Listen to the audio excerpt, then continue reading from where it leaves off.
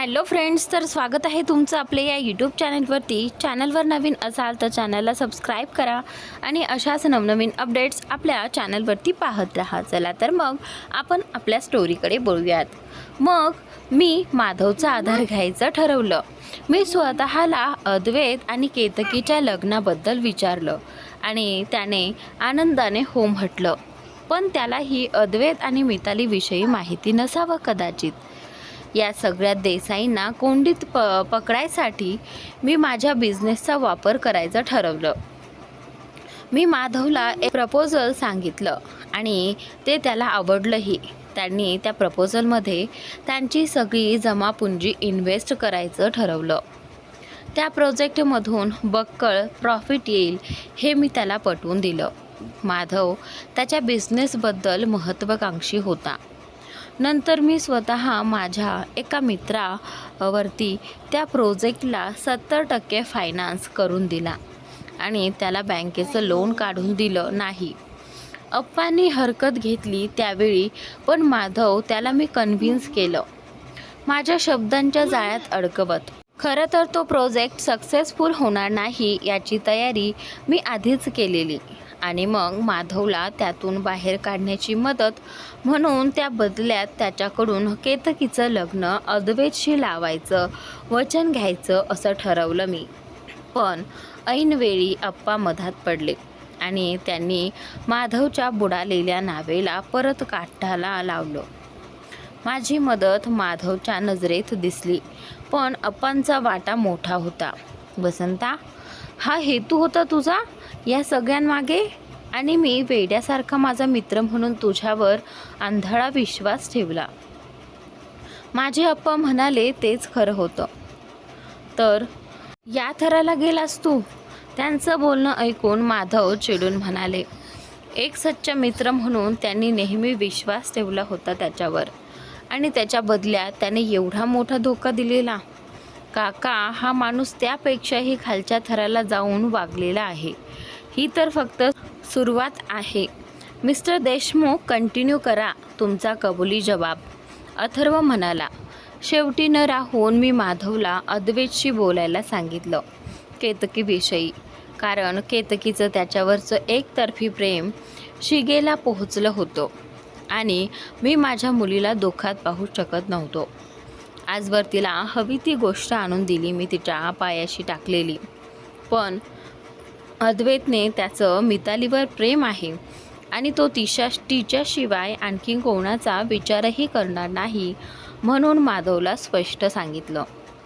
माधवला मितालीसारखी अतिसामान्य घरातली मुलगी सून म्हणून कधीच मान्य नव्हती. त्याला नेहमी त्याच्या घराच्या तोलामोलाची मुलगी सून म्हणून हवी होती. पण अद्वैतच्या निर्णयापुढे त्याचंही काही चाललं नाही हे कळत होतं मला. शिवाय अप्पांचा पाठिंबा होता या नात्याला. मी माझ्याकडून माधवला या नात्याच्या विरोधात खूप भडकवलं. मिताली पैशासाठी हे सगळं करते आहे वगैरे माधवला पटवून द्यायचा प्रयत्न केला आणि त्याला ते पटलंही. एवढं सगळं करूनही अद्वैत मात्र मितालीचं नाव सोडायला तयार नव्हता. एक वेळ घर प्रॉपर्टी सोडावं लागलं तरी त्यासाठी तयार होता तो. पण मितालीची साथ त्याने कधीच सोडली नसती हे एव्हाना मला कळून चुकलं. वसंत देशमुखच्या त्या वाक्यावर अन्वयने अद्वैतकडे पाहिलं. मितालीवर एवढं प्रेम करणारी व्यक्ती एवढी कशी बदलली असेल, त्याच्या मनात प्रश्न आला. मग शेवटी मी अद्वैतला केतकीच्या नजरेत पाडायचं ठरवलं. कदाचित त्यामुळे ती त्याला विसरली असती. त्यासाठी मी सतीशची मदत घ्यायची ठरवलं आणि एक प्लॅन बनवला. सतीश माझी काही इल्लिगल कामं बघायचा, शिवाय त्यांचं ड्रग रॅकेट वगैरे चालवायचा तो. सतीश एरवी माझी जितूशीही ओळख झाली. त्याच्याशी बोलताना कळलं की जितूचं आणि अद्वैतचं वाकडं आहे. मितालीवरूनच त्यांचं भांडण झालेलं. मितालीने भर चौकात त्याच्या गालात लगावली होती, त्यामुळे त्याचाही राग होताच तिच्यावर. ज्या दिवशी अद्वैतची पुण्याला मॅच होती फुटबॉलची, तेव्हा सतीश आणि जितूही तिथेच होते. मॅच जिंकल्यावर अद्वैतची पार्टी होती तेव्हा सतीशने हॉटेलच्या स्टाफच्या मदतीने अद्वैतच्या ड्रिंकमध्ये ड्रग्स मिक्स केलं. समोरचे 24 तास तरी तो शुद्धीवर आला नसता आणि या 24 तासात काय झालं त्याला अजिबात आठवणार नव्हतं. अद्वैतने ड्रिंक घेतलं आणि त्याला ती नशा चढली. त्यानंतर काही वेळ थांबून तो त्याच्या रूममध्ये गेला. आमच्या प्लॅननुसार एका मुलीला आम्ही त्या रूममध्ये पाठवणार होतो आणि मग तिचे आणि अद्वैतचे फोटो ते मी केतकीपर्यंत पोहोचवले असते, जेणेकरून तिच्या मनात असलेला अद्वैत विषयीच्या प्रेमाची जागा तिरस्काराने घेतली असती. पण नेमकी मिताली त्यावेळी तिथे आली आणि माझा प्लॅन उलटला. सतीशने तसं फोन करून सांगितलं मला. मग माझ्या डोक्यात दुसरा विचार आला. अद्वैतला केतकीच्या नजरेत पाडण्यापेक्षा मिताली तिचा वापर केला तर, तिची इमेज अद्वैतच्या नजरेत खराब केली तर ते जास्त फायद्याचं ठरणार होतं माझ्यासाठी. मी सतीशला सगळं सविस्तर समजावून सांगितलं. मिताली अद्वैतच्या रूममध्ये गेल्यावर रात्रभर तिथेच होती. पहाटे तिला फोन आला की तिच्या आईचा ॲक्सिडेंट झालेला. हा सुद्धा आमचाच प्लॅनचा भाग होता. तिची आई त्या रात्री गावी जायला निघाली होती हे मी माहिती करून घेतलेलं आणि त्यानंतर तो फोन आल्यावर तिने अद्वैतला नक्कीच उठवायचा प्रयत्न केला असेल, पण त्याचं उठणं शक्य नव्हतं. ड्रग्सचा डोस खूप हाय होता. मग ती एकटीच तिथून बाहेर पडली आणि समोर ठरल्याप्रमाणे सतीश आणि जितूने तिला हॉटेलच्या बाहेरून बेशुद्ध करून उचललं. तिलाही त्यांनी तेच ड्रग्स इंजेक्ट केलं आणि माझा लोणावळ्याचा फार्म हाऊसवर घेऊन आले. मिताली पूर्णतः बेशुद्ध होती. ती कुठे आहे, कोणासोबत आहे, तिला कसलंच भान नव्हतं. जितूने तिचे आणि सतीशचे फोटो काढलेत, ज्या ती सतीशच्या मिठीत आहे. त्याच्या मांडीवर डोकं ठेवून झोपलेली आहे असं भासवल्या जाईल. हे बोलताना त्याची नजर खाली गेलेली, कारण कर्मच तसं होतं. त्यांचं ते वाक्य ऐकून अद्वैत धावूनच गेला त्याच्यावर आणि त्याचा गळा आवळला. हरामखोर माणसा, तुला तर जिवंत सोडणार नाही मी. त्याची पकड एवढी मजबूत होती की वसंत देशमुख पाण्याविना जशी मासोळी तळपते तसा तळपायला लागला होता. अद्वैत सोड त्याला त्याच्या सगळ्या कर्माची शिक्षा भेटेल. नितेशने आणि अथर्वने कसं तरी त्याला बाजूला केलं आणि त्यानंतर मात्र अथर्वने त्याला सुरू कर म्हणून इशारा केला. आणि त्यानंतर आता इथे जितूच्या सांगण्यानुसार मिताली तिच्या वडिलांच्या पेन्शनच्या काहीतरी कामानिमित्त एका वकिलाकडे गेलेली. मी त्या वकिलालाही पैसे देऊन विकत घेतलं आणि त्यालाही माझ्या प्लॅनमध्ये सामील करून घेतलेलं. त्याने मला हवे तसे पेपर्स बनवून दिले आणि मी ते जिथे पोहोचायचे तिथे पोहोचायची व्यवस्था केली. मिताली ज्यावेळी बेशुद्ध होती त्या वेळात मी ही काम आटपून घेतली. तिच्या त्या बेशुद्ध अवस्थेतच माझ्या माणसांनी तिला तिच्या घरी नेऊन सोडलं. अद्वैत पुण्याहून परत आला. मला आता ते फोटो त्याच्यापर्यंत पोहोचवायचे होते आणि मग समोरच सगळं माझ्या प्लॅनप्रमाणे घडणार होतं. माधवला मी काहीतरी सांगून दुसऱ्या दिवशी अद्वैतला ऑफिसमध्ये बोलावून घेतलं. जरा वेळातच त्याच्या नावाचं एक कोरियर आलं. माझाच माणूस ठेवून गेला होता ते. त्याला काहीच माहिती नसल्याने त्याने ते सगळ्यांसमोर उघडलं आणि त्यातले फोटो पाहून तो जागेवरून ताडकन उठला. डोळ्यात जाळ उतरला होता त्याच्या आणि त्या ज्वालांमध्ये मिताली भस्म होणार होती. मला आनंद झाला. माझा पहिला 3 निशाण यावर लागला होता. 6 वर्षांपूर्वी देसाई यांच्या ऑफिसमध्ये अद्वैतने हातातले फोटो खाली भिरकावले आणि रागातच बाहेर जायला निघाला. अद्वैत, कुठे निघालास? मी शांतपणे विचारलं. माधवनेही ते फोटो पाहिलेत. बघ, मी म्हणालो होतो ना तुला, या पोरी याच लायकीच्या असतात. दाखवली ना तिने तिची पातळी. माधव चिडून गेलेले.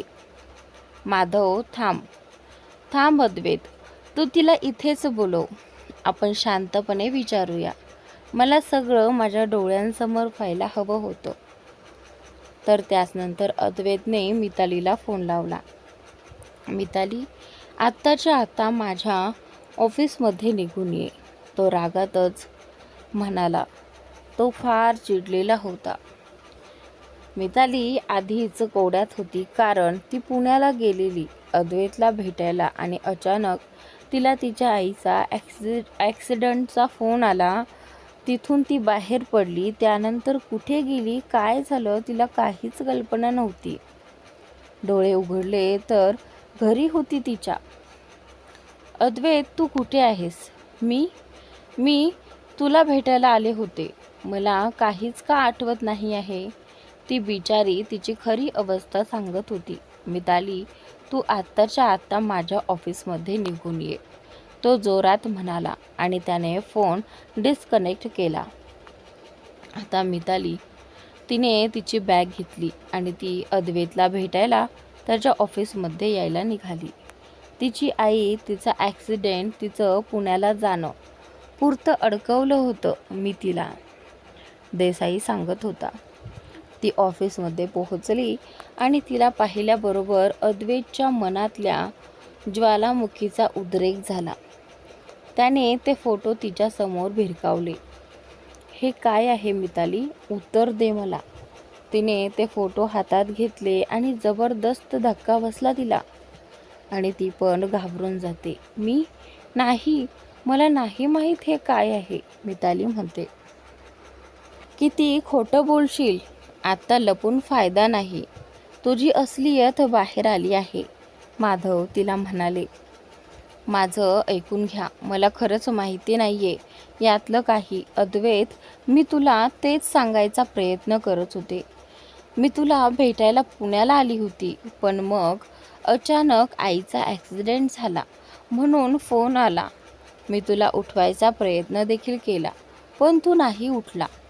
मग मी एकटीच तिथून बाहेर पडली आणि मग समोरचं खरंच नाही आठवत रे मला, मिताली मनापासून त्याला सांगत होती. मिताली, खोटं बोलू नकोस. जर तू तिथे असतीस तर या फोटोत कोण आहे? अद्वैत, काय बोलतो आहेस तू? अरे मी आले होते तुला भेटायला. तुला खरंच काही आठवत नाही? मिताली त्याला विचारते. मिताली, प्लीज, तू नाही पुण्याला आलेली, नाही मला भेटलीस तू. सांग, हा कोण आहे आणि तू काय करत होतीस ह्याच्यासोबत? अद्वैत तिच्या समोर ते फोटो धरत म्हणाला. तर लाज नाही वाटली तुला असं वागायला? अद्वैत म्हणतो. अशा मिठ्या मारत फिरतेस, देव जाणं आणखीन किती ठिकाणी, माधव रागात म्हणाले. तर त्यानंतर, काका प्लीज विश्वास ठेवा माझ्यावर, मला खरंच नाही माहिती हे सगळं काय आहे ते. मी तर अद्वैतला भेटायला गेलेले, पण आईचं कळल्यावर तिथून बाहेर पडले आणि मग बेशुद्ध झाले अचानकच. ती बोलते. वा, काय छान स्टोरी रचली आहे, पिक्चरला शोभेल अशी. पण तुला काय, आम्ही सगळे मूर्ख वाटलो का गं? आणि तू खरंच जर पुण्याला गेली होतीस तर त्या हॉटेल रिजन्सीमध्ये आकाशातून तर नसेल पडली ना? तिथल्या रजिस्टरमध्ये एंट्री असेल तुझी आणि CCTV फुटेजमध्ये असणार तू. मी मुद्दामूनच म्हणालो, कारण ते सगळं मी आधीच मॅनेज केलेलं. अद्वैतने ताबडतोब हॉटेलला फोन करून मितालीच्या नावाची एंट्री आहे का ते चेक करायला सांगितलं, पण ती तिथे नव्हती. तर मी स्वतः फोन करून हॉटेलचं CCTV फुटेज मागवून घेतलेलं, पण अद्वैत रूममध्ये गेल्यानंतर त्या रूममध्ये कोणीच गेल्याचं दिसत नव्हतं CCTVमध्ये फुटेजमध्ये, कारण ते सुद्धा मीच मॅनेज केलेलं. आणि खोटं बोलायचं तर जरा विचार करून तरी यायचं तुम्ही, मी उपहासाने हसत तिला म्हणालो. सगळं माझ्या मनाप्रमाणे चाललेलं. आता आणखीन एक वार करायचा होता, ज्याने मितालीवरचा, अद्वैतचा आणि माधवचा विश्वास पूर्णतः उडाला असता. अद्वैत, प्लीज माझा विश्वास कर. मला माहीत नाही हे सगळं काय आहे ते, पण मी खरंच तुला पुण्याला भेटायला आलेले. तुझ्या विजाच्या पेपरवर सही घ्यायला तुझी. हे बघ पेपर्स. म्हणून तिने बॅगमधून पेपर काढले, पण ते पेपर्स पाहून अद्वैत रागाने लालबुंद झाला. विजाच्या डॉक्युमेंट्ससोबत प्रॉपर्टीचे पेपर्स होते, ज्यात देसाई इंडस्ट्रीजमध्ये जे शेअर्स अद्वैतच्या नावावर आहेत ते तो मितालीच्या नावावर करतोय असं लिहिलेलं. हे हवं होतं तुला, यासाठी हे नाटक केलं. हे पेपर्स, यावर धोक्याने माझी सही घेणार होतीस तू. अद्वैत ते पेपर तिच्या अंगावर भिरकावत म्हणाला. माधवने ते पेपर्स पाहिले आणि त्याचीही अवस्था काही वेगळी नव्हती. हे बघ, हेच आहे हिचं असली रूप. आता विश्वास बसला ना तुझा? एवढे दिवस मी सांगितलं तरी ऐकत नव्हतास माधव. म्हणतो, तुम्ही सगळे का विश्वास ठेवत नाही आहात माझ्यावर? माझी खरंच काही चूक नाही आहे. मला नाही माहिती मी तिथे कसं, हे पेपर्स माझ्या बॅगमधून कुठून आले. मिताली केविलवाणी होऊन समजावून सांगण्याचा प्रयत्न करत होती.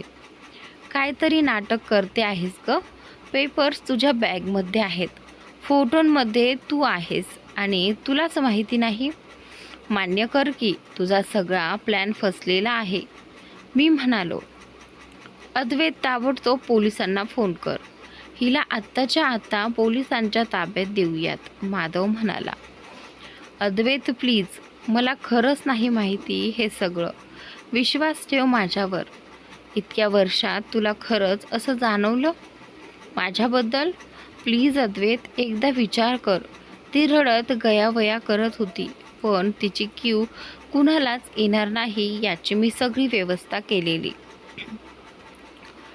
तुला नाही माहिती पेपर्स कुठून आले ते? हे बघ, यावर वकिलाचा नंबर आहे, फोन करूया त्याला, मी मुद्दामूनच म्हणालो. माधवने त्या वकिलाला फोन लावला. हॅलो, कोण बोलतंय? मी माधव देसाई बोलतोय. मिताली दीक्षितचे प्रॉपर्टीचे पेपर्स तुम्हीच तयार केलेत का? तर आता तो वकील जो आहे तो म्हणतो की हो सर, ॲक्च्युली मी त्यांना सांगितलं होतं की हे चुकीचं आहे, पण त्यांनी ऐकलंच नाही. सॉरी सर, माझा काहीच हात नाही याच्यामध्ये. मी फक्त त्यांनी सांगितलं तेच केलं. मला शांत बसायला पैसेही ऑफर केलेले त्यांनी. थँक्यू. तेवढंच विचारायचं होतं. माधवने फोन डिस्कनेक्ट केला. आता काय म्हणशील मिताली यावर? सगळी दुनिया खोटं बोलते, एकटी तूच खरी आहेस. एक तरी पुरावा आहे का तुझ्या बाजूला? का केलंस तू असं? मी सगळ्या जगाच्या विरोधात जाऊन, घरच्यांच्या विरोधात जाऊन तुझ्यावर प्रेम केलं आणि त्याचा हा मोबदला दिलास तू मला. अद्वैत बोलतच होता की तिचा फोन वाजला. तोही माझ्याच प्लॅनचा भाग होता. तिच्या फोनमध्ये सतीशचं नाव आधीच सेव्ह होतं. स्क्रीनवरचं नाव पाहून अद्वैतने फोन स्पीकरवर टाकला आणि माझ्या सांगण्यानुसार सतीश बोलायला लागला.